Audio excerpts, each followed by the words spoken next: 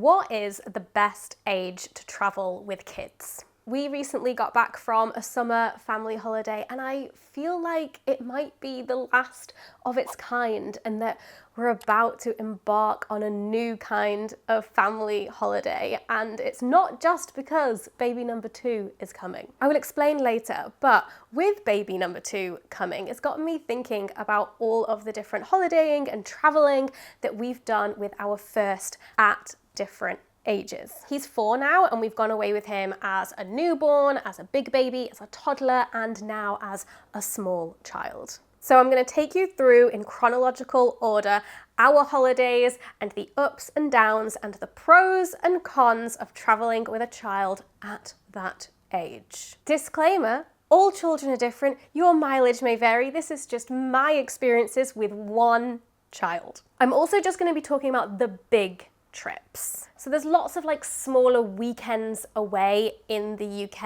and like traveling to see family and things that I'm not counting. Basically anytime we've gone on a proper holiday, like left the country or gotten on a plane or something like that. But before we begin, I want to thank this video's sponsor, Squarespace. So whether you are just starting out in the freelance world or you're a small business owner, Squarespace makes it super easy to create your own beautiful website, engage your audience, and sell anything from physical and digital products to courses and even your time, all in one place and all on your terms. I've been using Squarespace for years for my professional websites, and actually I need a little update again because very soon I will have finished my coaching certification, so I need to do a little update of the website to reflect that when it happens. But Squarespace has always made it super easy for me to change and update my website as my career has evolved over time. It is really intuitive to use. You just pick a template from their vast library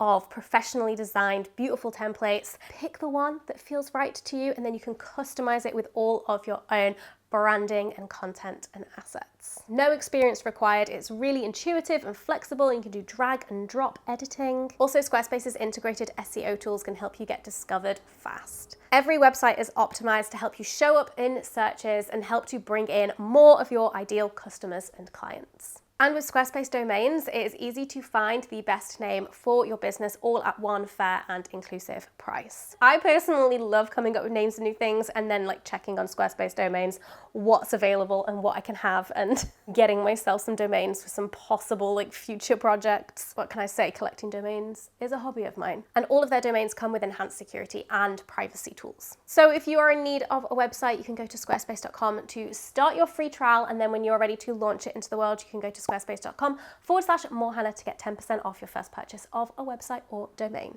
Okay, let's go right back to the beginning. Do I even remember this holiday?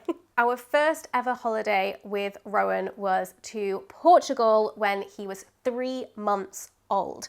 And this was a holiday with my parents. That's gonna be a running theme and also part of the things that may be changing in the future. So Portugal 2022. 3 months old was very easy on the plane. I will say, just like newborns in general, just very transportable. He basically just breastfed and slept the entire journey. So it was very, very chill. We rented a car seat and a travel cart through this organization that met us at the airport when we landed to give us our things that we needed. But that baby would not sleep in the travel cart. This was before we were exclusively co-sleeping. I started completely co-sleeping with him from about 4 months old. So I'd say for us, in terms of where we were at, the sleeping arrangements were quite tricky. One of the places that we stayed in had a huge next to me cot in our bedroom, which was fantastic. And actually him sleeping in that cot was the best sleep that he'd done in his first 3 months of life. We were like, what is happening? The magic of holiday. And then we were also staying in a family friend's house. And so because he would not sleep in that travel cart, we like made up a flat bed for him on the floor. This was before he was rolling over as well. But I did not sleep great because I was just anxious the whole night and always like looking over the bed to check that the baby was like okay on the floor. The bedtime sleeping arrangements were quite tricky for us at that age pre-co-sleeping. Having the grandparents, however, amazing. So good. We had our first date night out without the baby. I was breastfeeding, so I did have to like bring my pump on holiday, but it was worth it. And generally at that age, it did feel like a grown-up holiday, and there was just like this blob of a baby around. Maybe I'm saying that with like 4 years distance from that holiday, because obviously it's still very intense having a newborn baby. But in terms of like activities and the things that we were doing, like the grown-ups could decide what we wanted to do, and just the baby comes along. The next time that we went away with Rowan was Ireland 2023, when he was 10 months old. And this was just for a weekend to visit some friends, but we did have to get on a plane, so that's why I'm counting it. We were staying with my friend Melanie and her family, so with friends with other kids, it does make it easier because there's just this camaraderie, like we're all in this together. Her eldest would have been, I think, around 2.5, and her youngest was like a newborn. She was like 2-3 months old. We were co-sleeping at this point, which made sleeping arrangements so much easier. Like you don't need to worry about bringing like specialist baby sleep equipment. You're just like, the bed is big enough, it's up against the wall, great, let's go, that's our bed. I remember him sleeping on the plane on the way there. However, on the way back, he was awake for landing, and I think his ears must have popped or something, because he was screaming like hell for about 20 minutes straight, or what felt like 20 minutes. And it's not a very long flight. It was horrendous. Definitely one of like the worst early experiences of like, you know, your baby crying and you're just like not being able to do anything about it. But it hasn't happened since, but I also think the next time we went on a plane with him, he was much older. So that brings us to France 2023, and Rowan was almost 1.5 years old. We went to Brittany and we took the train. Trains with kids, great, mostly. He is definitely at the age at this point where train travel becomes harder. Like the smaller they are, the less mobile they are before they're moving. Train travel, easy, love it, so easy. As soon as they are on the move and exploring, like between 1.5 years and like 3, the amount of times Dan and I would be on trains with him and taking it in turns to just be like running up and down the carriage, pressing buttons, like it was exhausting. Now that he's older, since being like a child and no longer a toddler, he now can sit still on long train journeys. And there's less like chaotic, just like chasing after a toddler on a train. But I will say, traveling by train in France with a kid, great, much better than the UK, because even though train travel in the UK is free for kids under 5, because you're not buying them a ticket, they don't get a seat. And so we've been very lucky for the most part that there'll be an unreserved seat near where the 2 adult reserved seats are, so we can get one, or we like talk to someone saying, hey, can we take your seat? There's an available one over there. And like generally people are pretty chill. But there's been other times where the 3 of us are squidged on like 2 seats next to each other in the UK. But we've yet to get to the family rail card, but when he's 5, or maybe before he's 5, we will do that. But in France, you do buy a kid's ticket. It is so cheap and they get a seat. So it just felt like more spacious, more chill. Of course, France has the double-decker trains, which is very exciting. We went to Rennes, just us as a family of 3 for one night. Lovely city, loved Rennes. And we stayed in a hostel. I personally like booking hostels as a family. I just book a private room that has its own bathroom, and it's much cheaper than a hotel. And they're just like, I don't know, more friendly. Usually have a lovely cool bar that you can like hang out in. I'm just a big fan of hostels, but I wouldn't be staying in a dorm with my child. A lot of hostels have private rooms. We just did that for one night before meeting my parents at the seaside in Brittany. And so again, grandparents, excellent. This holiday situation was like an Airbnb. So we had the whole house. We did forget the baby monitor. So it was our first time doing bedtime and stuff, but everything was quite close in the Airbnb, so we could hear him in the bedroom from downstairs. Him being 1.5 years though, there was like more that was needed to entertain the child. We were like a 10-minute walk from a beach though, so that was excellent in terms of child entertainment. And again, with the grandparents, we got a date night, which was lovely. But yeah, at 1.5 years, toddler travel is definitely very different to baby travel. There's just more toddler-oriented activities and planning you need to do around them. Then a year later, back to France, this time the south of France, 2024. Rowan is 2.5 years old, almost 2.5 years old. This time we flew and he was very excited about the plane, no ears popping, thank goodness, and he was pretty chill. We had enough toys and things to entertain him. This was also our first holiday where I was no longer breastfeeding. Game changer. Game changer. We were in Marseille for a couple of nights, just me, Dan, and Rowan, before, again, meeting up with my parents. And Marseille for a few days without the extra adult help was hard. It was super hot. There were things that I wanted to do in Marseille that I couldn't or were made like more difficult because we had a 2.5-year-old with us. Also, Marseille as a city, as cool as it is, not buggy friendly. So not buggy friendly. Just a lot of like cobbled streets and lots of like big gaps between like pavement and road. It was tricky to navigate even with our very like city friendly buggy. But our Airbnb was right above a lovely bar and a playground, and all the French kids were so lovely with Rowan. You know those like trampolines in the floor? There was a real etiquette amongst the French kids playing of like taking it in turns and making sure that every kid got their turn. And the older French kids were like making sure that the littler ones like Rowan were like getting their turn and everything. And I was like, thank you, merci. But then when we did meet up with the grandparents, we were staying in a family friend's house, great house, not toddler friendly. So there was a lot of like watching the child on the stairs. But you know, if you're not paying for accommodation, there's gonna be some risks. And we were staying in a little village and there was lots of lovely like lakes for swimming nearby, but you do have to get to everything in a car. I'll come back to this location later because actually we went back there for our most recent holiday.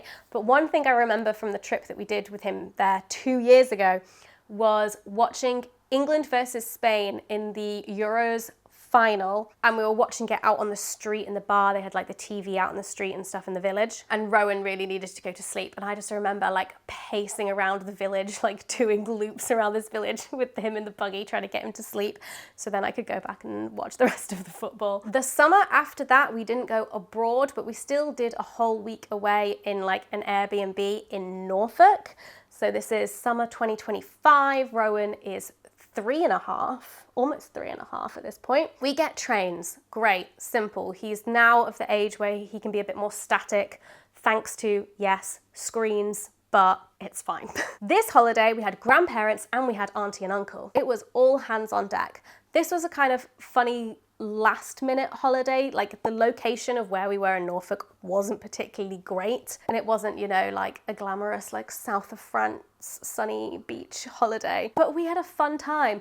There were still beaches, there was an arcade, and you know, me and Dan and my sister and Rowan all absolutely loved that arcade. Very overstimulating though, but still a lot of fun. And then also by complete fluke, the place that we were staying at was like a 5-10 minute walk away from this lavender farm, which was gorgeous and had this really brilliant like deli farm shop, loads of amazing produce. And then they also had like a kids soft play in this like huge barn out the back, and we were like, how did we get so lucky? But again, Rowan was at that age where like doing a child-oriented activity, like going to a soft play whilst you're on holiday, was like something that we felt like we should do to entertain the child. But the lavender farm also had like a lovely outdoor bit with like this big bouncy trampoline and like picnic tables and like big outdoor games and pizza and stuff. So there was that part of it that was nice for the adults too. It was definitely a holiday that was like more oriented towards child appropriate stuff at that like age of 3. The next trip that we did was The Hague 2025 when Rowan was 3.5. This was like a long weekend that we did. My dad has been working and staying out in The Hague, and so we stayed with the family that he'd been staying with. So we were staying in someone else's house and they had 3 older kids. So we had grandparents there and older children there to like entertain Rowan, which was really great. We also got the trains there, so you can get like the Eurostar to Rotterdam, and then it's really easy from there to get to The Hague in the Netherlands. The Hague Side note, amazing city. I really want to go back. Loved The Hague. This was also the first holiday where we didn't use the buggy. We were still very much in like transition mode because we still brought the buggy with, because on travel days it was quite useful because we were traveling like either really early in the morning or really late at night. So it was very useful to like have the buggy to transport like a sleeping child. But once we were at The Hague, we did not use the buggy once for like getting around, using the trams and the buses and things like that. However, he was still 3.5 and would refuse to walk a lot of the time. So he went on Granddad's shoulders and Dan's shoulders a lot. And this holiday felt like quite a good balance of like adult and kid stuff. We did a lot of walking around and mooching, eating and going to museums and doing things that kind of like were interesting and entertaining for everyone, which felt really good. There was also this museum, I think called the Kids Book Museum, the Children's Book Museum in The Hague, which was amazing. It's kind of like a big like play area for kids, but it's really cool. So even like going there to let Rowan like play and run around was like, it was interesting to see and it was really fun. Now we're in 2026. So first we have Italy when Rowan was 4 years old, recently turned 4. This, I think, will be his first time remembering being on a plane, because when we were on that plane, he didn't seem to like have any recollection of the last time he'd been on a plane, which was when he was 2.5. And this was really cool because one of the flight attendants gave him a miles passport. And so when he goes on a plane, he can get the pilot or the staff there to like fill in like where he went and what plane he was on and how many miles he did. Obviously he can't read, but it's still kind of like exciting for him to have a little like passport thing. And on the flight back, they let him go in the cockpit and like meet the pilots, and he was well chuffed. And I was also very excited. Like, it was very cool having a child of an age where they like invite them in and like let them sit in the pilot seat and like wear the hat. It was very cool. We went to Lucca. We were visiting my granny who was living out there for a few months, so we were staying with her. It was generally a very chill holiday. The only thing about him at this age, I mean, he's not been napping for forever, but that child just would not siesta. Like, we would all just be back at the flat after lunch, really hot, really tired. I was also like first trimester pregnant, just like, blah. And this 4-year-old would not nap, did not know how to like chill, do quiet time. At that age, there was definitely a lot more like needing to entertain the child, needing to have activities, games, like things to do. Out and about, not so much. Like, you can just wander, walk around, find things to do, eat pasta, eat ice cream, whatever, that can entertain him. But back at the flat, like back inside, when you're just like, we need like 2 hours just to like, that was definitely harder. And we were also with my 80-year-old granny, who's brilliant and amazing, but you can't like lean on her for childcare in the same way that I can with my parents who are in their 60s. Walking around the town as well was a bit of a struggle. Obviously we didn't have the buggy with us, so there was a lot of like Dan having to carry him, and so that was a bit tricky.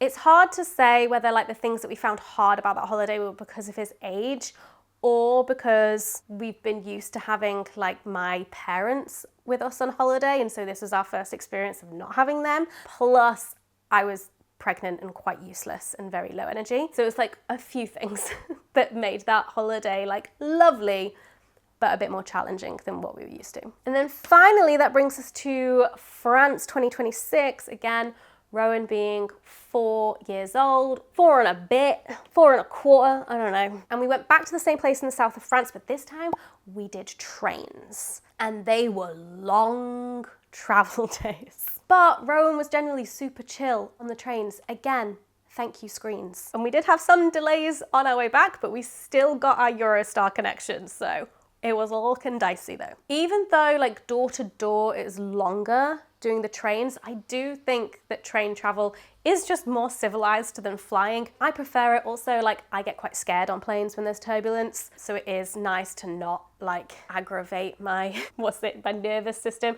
to not like feel super anxious. And also, because of where we live in London, we are so much closer to St. Pancras, which is where the Eurostar goes from, than to any London airport.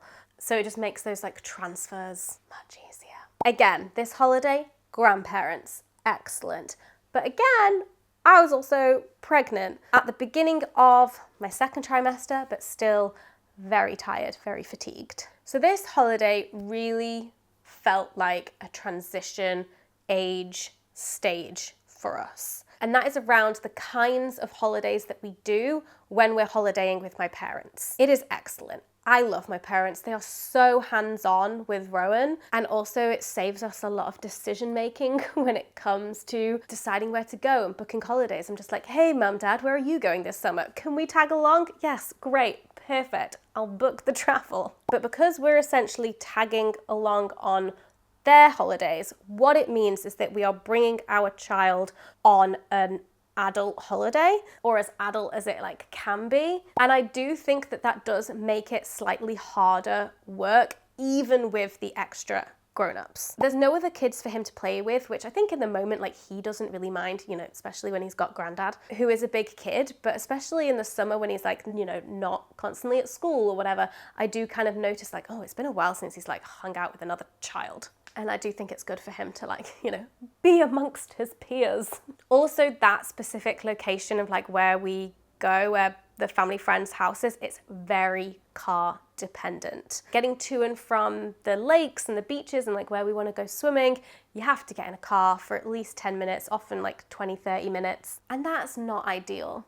That's also like not the kind of holiday I like to be able to walk everywhere. And then also food is a funny thing at this age as well, or at least it is for us. Like feeding him the food that he wants at the time when he is specifically hungry, tricky. So we definitely started to feel this squeeze, whatever that squeeze is, on this last trip. And we started to talk about taking the plunge of not holidaying with my parents. Because essentially, other than Italy, that's all we've done. I've been too scared. Guys, I've been too scared to go on holiday on my own, not even on my own, with my husband and our child without extra help. And so we were talking about like, what does a family holiday look like if we don't have the grandparents with us? If we do something that is more like family kid oriented, where we can have a nice time and relax and chill out and actually feel like we get a bit of a holiday, but also on a practical level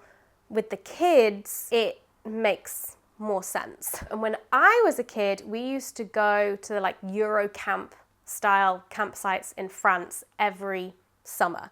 And I loved those kinds of holidays as a kid. Being on a campsite, pools, other children, all sorts of stuff going on. And so maybe that's what's in our future, like a Eurocamp style thing, a Center Park style thing, or even just like a full-on all-inclusive resort. Because not having to cook meals for yourself, one less thing to think about and have to do. Also, Rowan is now at the age where he could go to a kids club. Usually it is like age 4+, which is essentially like childcare on your resort. Like, off you go, get a few hours to yourselves. So it's great for Rowan's age, but is this a terrible idea because baby number 2 is coming?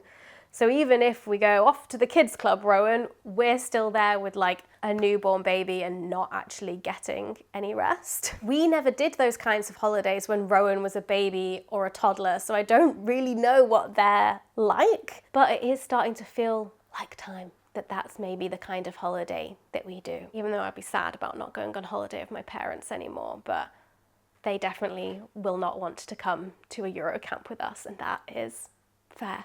If you were looking for some kind of definitive ranking of like what age is best to travel with, as you can probably tell, there isn't one. There's like pros and cons for all different ages. Also, I guess it depends on like the types of holidays that you're doing, what extra help you might have or not. I think for me, being able to go on holiday with my parents has been an absolute godsend. And I do think that traveling with like a newborn baby is its own kind of easy, even though you are like exhausted. But the kind of like toddler age, I think is a bit trickier. And then once they become like a child, I'm hoping it just kind of like continues to get easier to travel with Rowan. And we just have to like go through that dip of it being a bit difficult with like a new toddler before they come out, become a 3-year-old or a true child. But if anyone has any advice or recommendations of kind of family holidays that you've done with small children, please let me know. Because I also hear that with the whole summer holidays thing, people be booking their summer holidays like a year in advance because of how expensive they can be. I want to go somewhere hot, but not too hot, or at least somewhere that is equipped for heat. It would seem with the way that the heat waves have been this summer in Europe, it's not looking good, guys. It's not looking good. I also want to be on the water, obviously pools, but I also want to either be by the sea or a lake or a river that I can swim in. Am I just using you guys as my travel agent? Is that what's happening? Not car dependent. I hate being in cars, and being in a car with my child, even more anxious. Metal death traps. And also bonus points if you can get there from London by train in a day. Would love that. Anyway, that's my criteria for a family summer holiday. If you've got kids, if you travel holiday with your kids, let me know what ages and types of holidays you've found like the best, the easiest, the hardest, and hopefully myself and others can read your comments and get some top tips. Thank you so much for watching. Hope you're doing well, and I'll see you in the next one. Bye.